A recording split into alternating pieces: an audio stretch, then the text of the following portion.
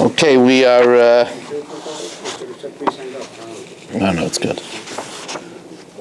We are in the fourth parak this week, and I want to share with you words of Ben Azai.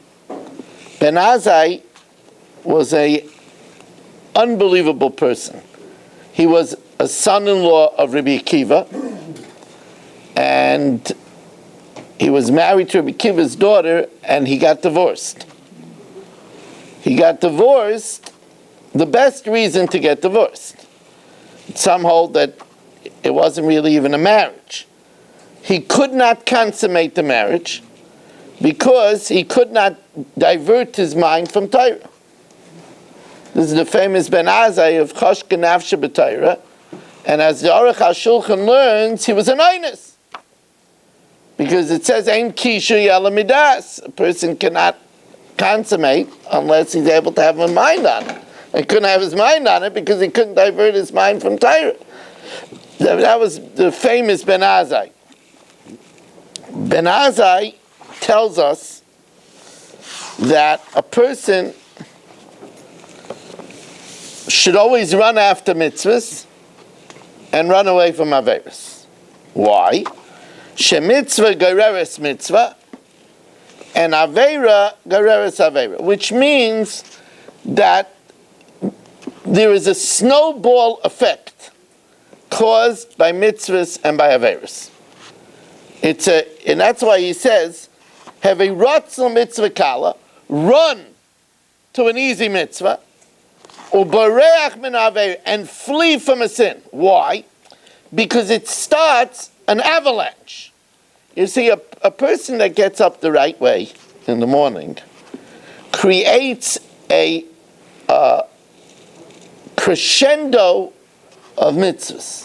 Here's a person who gets up in the morning, first thing he does is he makes a Maidani. Right? Maidani is structured in a way that you can do it even before you wash Negelvas. Right? That's why it doesn't have Hashem's name. Maidani Fanach Mel Kayam, She'azar to be Nishmasi Bechemla. Don't say Bechemla Rabbah. That's wrong, because then the word Emunusecha is hanging out there with nothing. Right? So, Maidani Fanach Mel Kayam, She'azar to Nishmasi, She'azar to Nishmasi Bechemla. You returned my neshama with compassion. Rabbah Emunusecha. Great is your trust. Great is your faith. Meaning that I don't even worry about it. Normally, I took the tripod from Irving for a night. Irving is a little worried, I need it. He's a little worried until he sees it back. Right? We give our neshama to the Rabbeinu Shalom, no worry at all. We're getting it back tomorrow morning, no worry. Rabbah Menasecha. Rabbeinu Shalom, Rabbah Menasecha. So that's your first step in the morning. The Gemara tells us, by the way, it's a beautiful Gemara, it's a beautiful sentiment. The Gemara tells us, Al Teishiv Al Mita Aramis. Don't lie on the Goy Shabbat.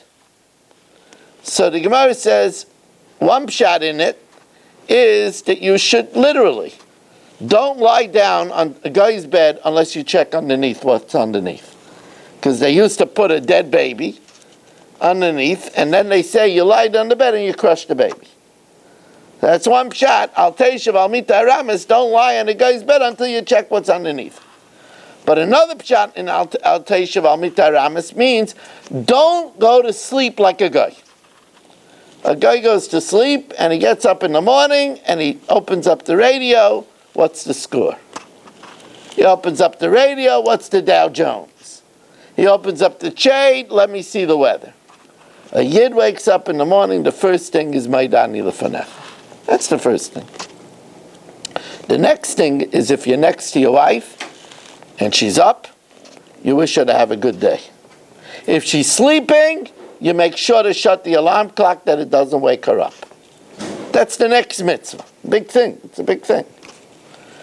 Then a person goes, if he has by his bed, if not, he holds like the Rashba, like Rav Shimon ben Elazar, that Kol Beisa Shel Adam Dala Amis Damya. He then goes to the sink and he washes Negelvasser. Right? He washes Negelvasser. He has in mind, what does it say in Shulchan Aruch? It says in Shulchan Aruch, like we toivel a new keli, you buy a new keli, you toivel it. You immerse it. So it says, Chadoshim lebekarim, we're new every morning. Rabba emunasecha, great is your faith, great is the trust we have in you, so we wash our hands. We also have in mind that we fulfill the mitzvah of Hikon lekras elikecha Yisrael. Then we take our hand and we wash our face. Right? We wash our face. First of all, we have in mind be mekayim v'afta l'reach kamoicha, because your wife has to look at you. Second of all, you're preparing for Hashem to daven. Hikon lekras elikecha Yisrael. Third of all, Hillel used to say that he's going to polish the bust of Hashem, because the face is the Tzelem Elokim. Then it says in Kitzur Shulchan Aruch, you should take either the water or some mouthwash and rinse your mouth from the ririn shebeseicha, from the saliva that collected inside, so that when you say Hashem's name in davening, it should be with a clean mouth. Right? When you say Haskoros, Hashem's name. You come out of the bathroom, you try not to dry your hands inside the bathroom, because you want to be able to make a bracha. You dry it outside of the bathroom, and you make an al til yadayim if that's the last bathroom before you're going to daven. Right? You make an asher yotzer. You make it like kind of shama. You put on your talis cotton. Do you realize how many mitzvahs you did since you got up? You're on a roll. That's mitzvah gereris mitzvah.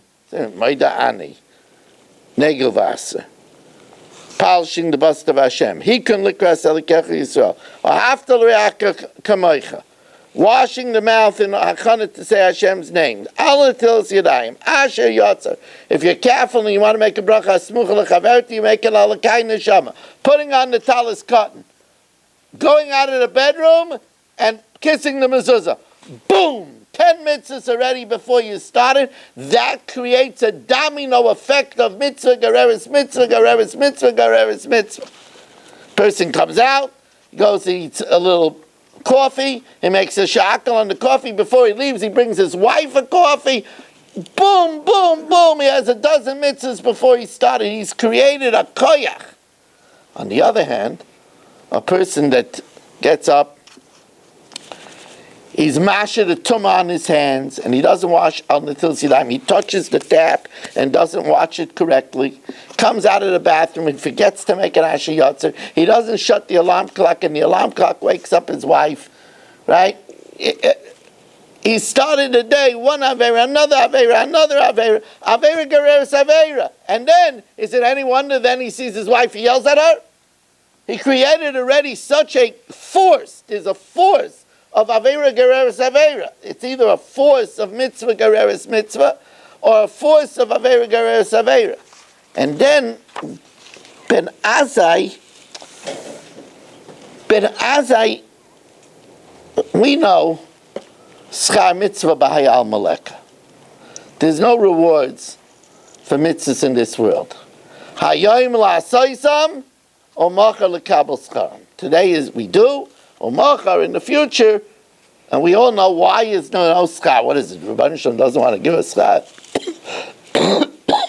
Rebbeinu Shem is not cheap. It says b'yayim ha'titein scharai. But there's no bank big enough in this world to cash the check of one mitzvah. Of course, what you'll say, Rabbi Weiss, this week's parish is b'chukaisai, and b'chukaisai teilechu. It gives us a lot of rewards. So the Rambam says, yeah, those rewards are only that we should be able to do the Torah. Hashem allows us, if He sees that we want to do the right thing, He fuels us, He powers us that we should be able to fight to do the right thing. But reward for the mitzvahs? There's no reward. Oh, but says Ben Azai, sheschar mitzvah mitzvah. The reward of a mitzvah is Hashem gives you the opportunity to do more mitzvahs. There's a Moiridik Maisa that happened by the laying of the Even Pina, the cornerstone of Yeshivas Chachmei Lublin. I had the Zechia to know Rav Lichtig, who went to the Yeshivas Chachmei Lublin. You have to understand what a big thing it was when Rav Meir Shapiro built the Yeshivas Chachmei Lublin. It was the first yeshiva that had a kitchen. The Bachar made kest. They went out, and by the way, if you got the luck of the draw, then you had macaroni 4 times a week. Right? If you were lucky, you got somebody that was a chef. But if not, and famous story with Rabbi Yaakov Kamenetsky, he ate guest, and he was put in somebody's house for Pesach, and he came into the kitchen, and he didn't like the way the kitchen looked. It didn't look like it was ready for Pesach. What is he going to do? He's going to embarrass the people, you're not up to my standard? So he asked them, do you eat gebraks? So they said, yes. So he said, oh, I don't eat gebraks. That's how he wiggled out of it. But he did eat gebraks. So because he said it, the rest of his life he never ate gebraks. As we say, Titein Emes L'Yaakov. It's brought down in the biography. For the rest of his life he never ate gebraks.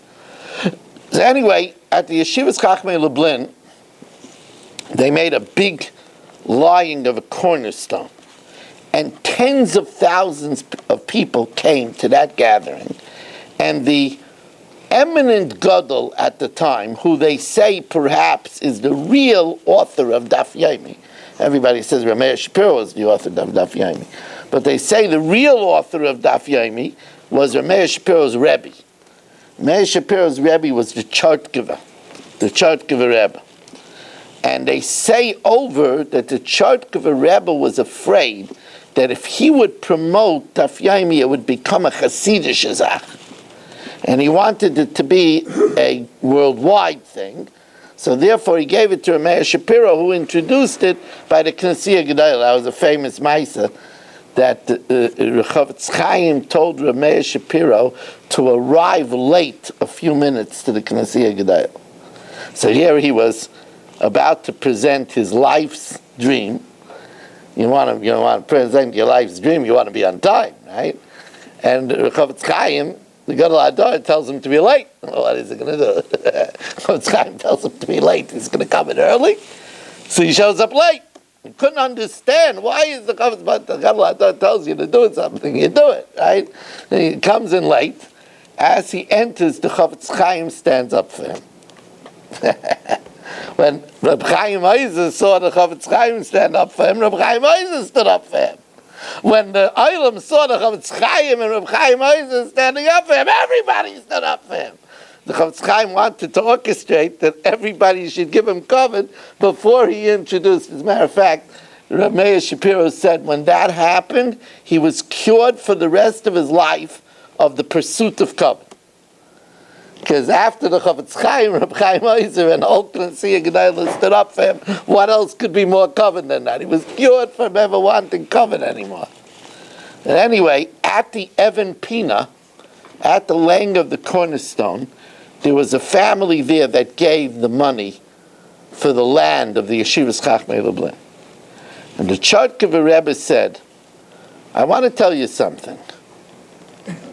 I'm not mekana. I'm not jealous of you that you gave the land. Because there are tens of thousands of people here that are giving you kavod. So you're getting your reward. But I'm jealous of the mitzvah that you did that gave you the opportunity to do this mitzvah. That's what I'm jealous on. You did a mitzvah that gave you the opportunity to do this mitzvah. That's pshat schar mitzvah. That's what Ben Azai is saying. The reward of a mitzvah is a mitzvah. You know, you see sometimes that somebody... I give you an example of schar mitzvah. I had the zechiyah to do Mishnah Yomis on Kol HaLashon. Now it's going over. Every day somebody was paid to every day put the Mishnah Yomis on TorahAnytime.com. So it's current now from Brachas till now on Torah Anytime. But 6 years without missing one day, and that's through Mimlibi's entire sickness. I did 2 Mishnayos for 6 years and recorded Shas. I'm myself astounded that I was able to do that. That's Mimlibi being in the hospital 7 weeks and through the chemotherapies. And I always felt it was a reward for bringing Rav Moshe the Mishnayos all the time. He used to always run to bring Rav Moshe Mishnayos for his learning. And that's an example of schar mitzvah. And the same thing is true, schar aveira. Rebbeinu Shalom sees somebody leaves a house and he snaps at his wife. And Mamish ruins his wife's mood for the whole day.